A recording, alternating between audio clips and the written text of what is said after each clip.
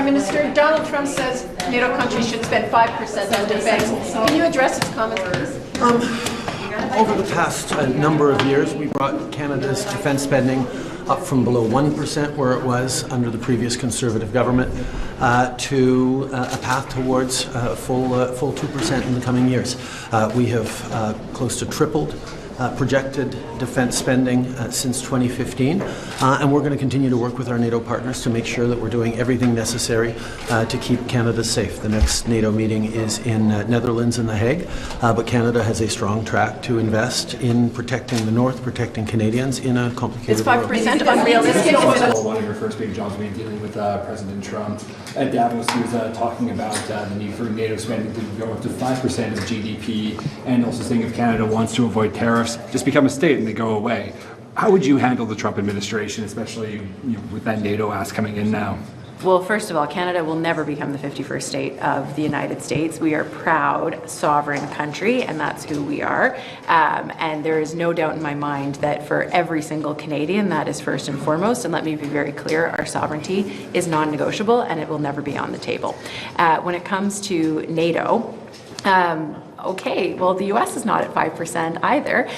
So look, I think we are definitely in a world where we need to make sure that we have adequate defense spending. We are in a whole different geopolitical context than we were even 5 years ago. And so I think this is something that we're going to have to talk about as NATO members in terms of what that means. Canada still has a ways to go when it comes to getting to 2%. We've committed to doing that, but we also need to address some of the challenges in our armed forces. Look, our CAF personnel, they are not paid adequately and sufficiently, and that's one of the issues that we have when it comes to recruitment and when it comes to retention. We also need to address our procurement. One of the things that I would do immediately is appoint a procurement czar, because it takes too long for us to get the defense equipment that we need.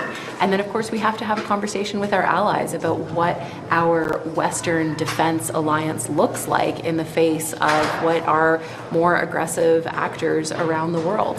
So these are things that we absolutely have to be talking about, and I think it's really important for our military personnel to know that if I was the leader of the Liberal Party, if I was the Prime Minister, that I would have their backs, because they've had our backs. Okay, good to see all of you. Ça me fait plaisir de vous voir. So first and foremost, our engagement with the U.S. continues. I had a 30-minute conversation with the newly confirmed Secretary of State, Marco Rubio, yesterday night. We spoke about our bilateral relationship. Of course, I raised the threat of tariffs against Canada, and I made the case not only to defend Canadian jobs, but to clearly say that this would have an impact that would be hurting Americans themselves. We will participate in the process that is highlighted in the executive order that was signed by President Trump on Monday. And we both agreed on meeting next week, so I'll be heading to Washington next week to meet with Marco Rubio and to further the conversations. Of course, in the context of that meeting next week and that trip next week, I will be meeting other key Republican senators. This will be my 5th visit to the U.S. and meeting the Trump administration since the election. So the work continues. Donald Trump at Davos is saying that for Canada to avoid the tariffs, they could just become the 51st state, not even mentioning the border in his comment to the World Economic Forum. Just where does that thing stand now for Canada with Trump kind of like seemingly throwing out the pretense of the border security? We should take that seriously, but that's not serious. Nice. Thanks, everybody. Thanks, everybody.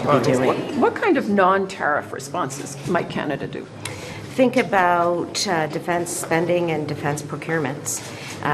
We know that it is extremely important to ensure that we are meeting the NATO targets, and that's exactly what we set out to do in the Defense Policy Update this year.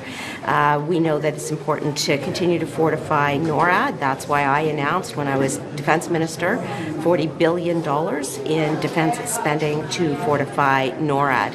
So that's just one example. There are others, reinforcing the border, where we've put down $1.2 billion, helicopters, drones, and the like. So I'm really looking at... What about in terms of reciprocal retaliation, but not through tariffs?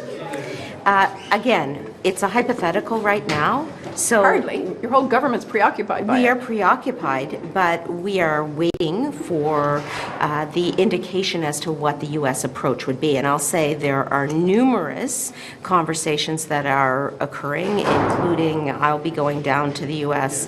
Soon to meet with my counterpart, and multiple ministers have done so. So the dialogue has started, what I'm saying. The 5% target that Trump today said NATO allies should reach. What do you make of that? Is that a realistic thing?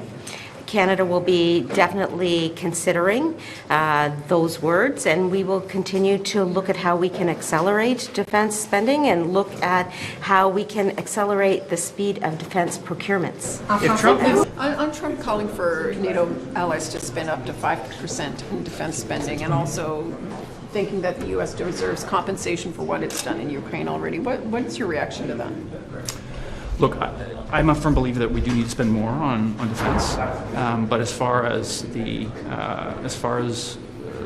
American contribution, the U.S. contribution to Ukraine, like I said a moment ago, I think that Ukraine's victory is in our security interests, Canada's security interests, and in the security interests of the United States. So I think that when the United States has been investing to support the Ukrainians in their fight against Putin, they're investing in their own security.